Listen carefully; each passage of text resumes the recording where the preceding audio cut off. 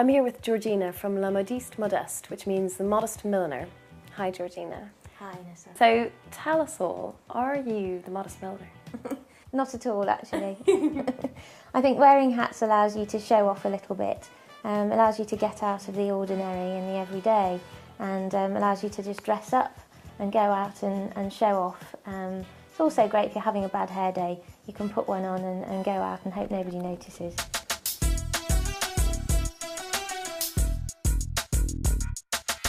So how did you get into hat design then? I'd always been interested in fashion all of my life, like most little girls I suppose, and my grandmothers are both seamstresses, so I'd always done dressmaking and soft furnishings, and then I went on an evening class at the London College of Fashion and had an absolutely inspirational tutor, and it just grew from there. I just became obsessed with it and it became my passion, and then it grew into my business. Well, that's a lovely story. So how long have you been doing it now? It's about 5 years now. I lose track really because I get so engrossed in it.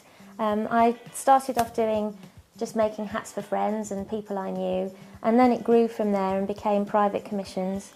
I went into wholesale for a little while and selling via various boutiques around London and the South East, and now I've brought it back to being mainly private commissions because that's the bit that I really love. I don't like churning out the same thing over and over again. Well, this one's called Evita. Oh, makes sense. Yeah, well, I think the colour works really well, especially with your makeup today, and it makes you look a bit like a 40s starlet. I can't hear that enough. I really can't. Absolutely. So are each of your designs an individual design, or do you ever do two of the same one?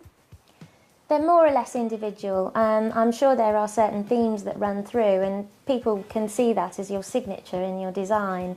But I try to do something different every time, and it's actually quite hard to reproduce the same thing over and again if you're making things by hand. And I certainly prefer to do different things if I can. It's just more interesting that way. Where would you find that you get your inspiration from? That's actually a really difficult question to answer because I couldn't tell you where it comes from. Ideas just pop into my head. For one collection, it was all about mathematical symbols, which sounds really silly, but it just sparked off an idea. And most of the time it's about bold colours and strong contrasts and strong shapes. Those are the things I love. So this is almost like a wedding hat for a sort of 1920s bride, isn't it? That's right, yeah. I mean, this is called a cloche design, so it sits quite low on the head, but it's very cute. It's almost like a flower pot shape. Yeah, it's beautiful. So most people think of hats, they think they wear them to a wedding and not really anywhere else. But do you find that you do much for other events as well?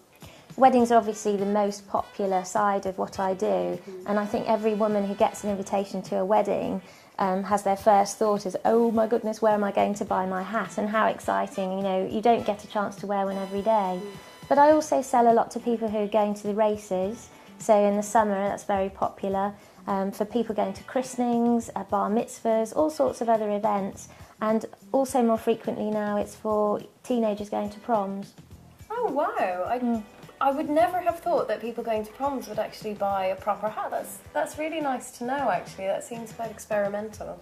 Yeah, I think they are looking for something different. It might be a hairpiece. As the fascinators have become more popular, young girls are more likely to wear a headpiece rather than a hat because it's easy to wear and it's just something fun, shows their individuality. This one is in a lot of my publicity photographs and it's one of the first styles that I made actually.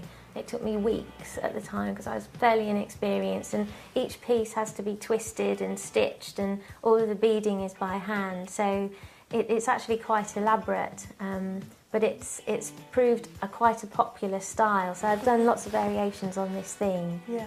Well, it really frames the face, doesn't it? Yeah. Which is lovely. Yeah, it's very flattering. So last but definitely not least, we've got a gorgeous velvet one on my head now. It's beautiful. Tell me about this.